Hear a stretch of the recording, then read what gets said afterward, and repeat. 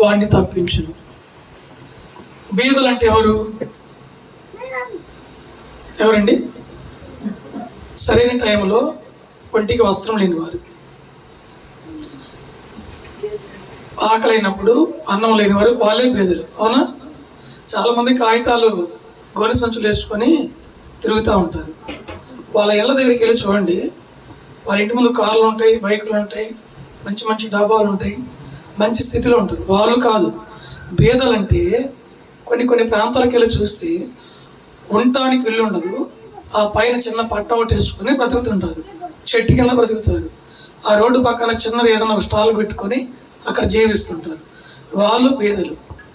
అయితే కటాక్షించువాడు యెహోవా ఆపత్కాలమందు వారిని తప్పించును. అంటే పేదలకు సహాయం చేసేవాడు, సహాయం అందించేవాడు, ఆహారం పెట్టేవాడు, వాడు ధన్యుడు. ఆపత్కాలమందు వారిని యెహోవా తప్పించును. ఈ మాట అంటారండి? నా వైపు చూస్తారా? అచ్చంగా గొడ్డి పిల్లలు, మోగ పిల్లలు, ఇదిగో ఇలా దీన్నేమంటారు, ఉమ్మి కారుతుంటుంది ఇక్కడ, ఇలా పెట్టి వాళ్ళు అన్నయ్య అంటుంటారు. అచ్చంగా వాళ్ళ ఆస్తులు ఎన్నుకున్న ఒక ఆయన యూట్యూబరు వాళ్ళ దగ్గరికి వెళ్ళి చేప, చికెను, పలావు, పెరుగు, బజ్జీ, గారె తీసుకుని వాళ్ళు తినగలిగినంత అన్నం పెట్టి ఏదన్నా ఒక పాప మరీ కనపడకుండా పెట్టాడు. ఇటు తమురుతుంటుంది ఒక పాప. అసలు నాకైతే భలే జాలేస్తుంటుంది. ఆయన వీడియోలు ఎక్కువ చూస్తుంటాను నేను. ఏమండి గమనించండి, అన్నం పెట్టి వాళ్ళకి తినిపించి మూతి తుడుస్తాడు.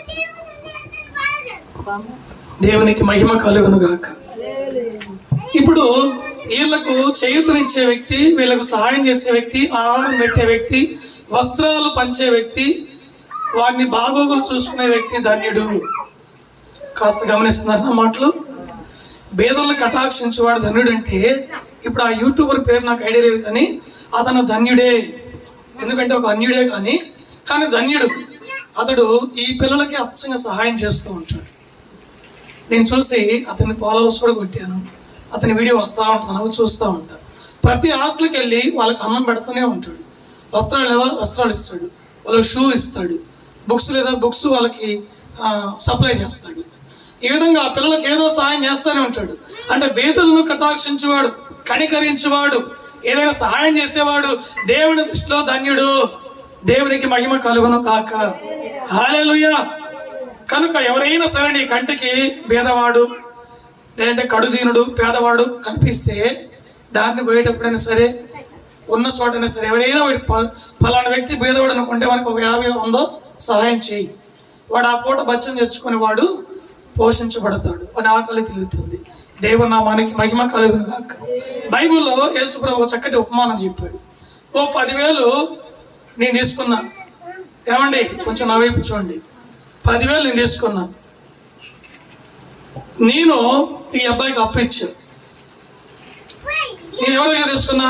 నాకంటే ఉన్నతమైన స్థితిలో ఉన్న వ్యక్తి దగ్గర నేను తీసుకున్నా. తీసుకొని 10,000కి ఎంత పడుతుంది? 10,000 పడింది. ఈ అప్పిచ్చినోడు ఏం చేశాడంటే, అబ్బాయి పలానా అబ్బాయి అప్పు తీసుకున్నాడు కదా, నా దగ్గర రమ్మంటే పిలిచాడు. పిలిచిన తర్వాత అబ్బాయి నీ నోట్ ఏదన్నాడు, చూపించాడు. ఎంత అయింది? 10,000 అసలు, 10,000 వడ్డీ, 20,000 కట్టమన్నాడు. అప్పుడు ఇతను అన్నాడు, అయ్యా నేను పేదోన్ని, నన్ను కనికరించు, నాకు బిడ్డలు 4 ఉన్నారు, మా కుటుంబం మొత్తం 6 మందిని, పోషణ లేక అల్లాడిపోతున్నాను, నన్ను కనికరించయ్యా, నేను అసలు కట్టలేను, వడ్డీ కట్టలేను అన్నాడు. అప్పుడు ఇతను అన్నాడు, మంచి వాదన ఉన్నాడు, సరే నువ్వు పేదోడు అంటున్నావు కదా, నీ గురించి నేను తెలుసుకున్నా, ఓకే నిన్ను క్షమిస్తున్నాను, నాకు వడ్డీ వద్దు, అసలు వద్దు, వెళ్ళిపోరా అన్నాడు. అమ్మయ్యా బ్రతికిపోయానని చెప్పి ఇంటికి వచ్చాడు. ఇతడు మరొక వ్యక్తి 10,000 అప్పిచ్చాడు. ఆ వ్యక్తి ఎందుకంటే ఇంకా దీనదరిద్రుడు, వాడు పూట గడిస్తేనే ఘనం. అలాంటి వ్యక్తి వచ్చాయా, నేను వడ్డీ కట్టలేను, అసలు కట్టలేను, నన్ను క్షమించమన్నాడు. నిన్ను క్షమించాడుగా పైవాడు, నువ్వేం చేయాలి? ఈయన్ని కటాక్షించాలా, కనికరించాలా, క్షమించాలా? ఏమో ఇటు చూడండి, కాస్త క్షమించకుండా ఎవడక్కడ ఇద్దరు పట్టుకుని కట్టేయండి స్తంభానికి, ఇన్ని వేల కొట్టుడు కొట్టండి, నా అసలు నా వడ్డీ ఇచ్చేదాకా ఈయన కొట్టండి, ఈయన కొడితే భయపడి నా అప్పు నా వడ్డీ అసలు మొత్తం ఇస్తాడని చెప్పి ఏం చేశాడు, కఠినంగా ప్రవర్తించి వాడిని కట్టేశాడు. కట్టేసి కొరడాలు పెట్టి దతో కొట్టిస్తున్నాడు. ఈ సమాచారం ఎవరు తెలిసింది? నేను తీసుకున్న అప్పు ఆడికి తెలిసింది, పైకి తెలిసింది. వాడు అన్నాడు, వీడు 10,000 వడ్డీ అసలు కట్టకపోతే నేను క్షమించాను కదా, మరి వాడు కూడా కలిగిన దాంట్లో 10,000 ఇచ్చాడు అంటే వాడికంటే ఇంకా వాడు దినదరిద్రుడిగా ఉన్నాడు. వాడిని నేను కటాక్షించినట్టే వాడిని కూడా కటాక్షించాలి కదా, వీడు ఎందుకు తప్పుడు పని చేస్తున్నాని చెప్పి వాడిని పిలిపించి వీడు ఏ పని చేసాడో వానికి అదే పని వానికి పనిష్మెంట్ ఇచ్చాడంట. ఇక్కడ రాయబడిన మాట నా మాట కాదు, యేసుప్రభువు చెప్పిన ఉపమానం. అంటే నేను కనికరించే మనసు నాకుంది, కటాక్షించే మనసు నాకుంది, బీదలకు సహాయం చేసే మనసు నాకుంది. ఇప్పుడు నాకున్న మనసు నీకు పంచాను, నువ్వు పొందుకున్న వ్యక్తిని ఏం చేయాలి? నీకంటే కింద వారికి కాడికి వెళ్ళి నువ్వు కూడా కటాక్షించాలి. అలాంటి మనసు లేదా నీకు పనికి మాలవాడా అని చెప్పి శిక్షకు అప్పగించి వాడిని కూడా కొరడాలతో కొట్టించాడు. సరిపోయింది ఆ గుణపాఠము. ఇక్కడ వాక్యం అంటుంది, బీదలను కటాక్షించేవాడు ధన్యుడు, ఆపత్కాలం ముందు వాడిని యెహోవా కాపాడుతాడు. ఇప్పుడు ఇతడు కూడా అతను క్షమిస్తే, కనికరిస్తే, అప్పుడు నేను కూడా క్షమించాను ఇవద్దు పోరంటే పైవాడు వచ్చి నేను శిక్షిస్తాడా క్షమిస్తాడా? శిక్షిస్తాడా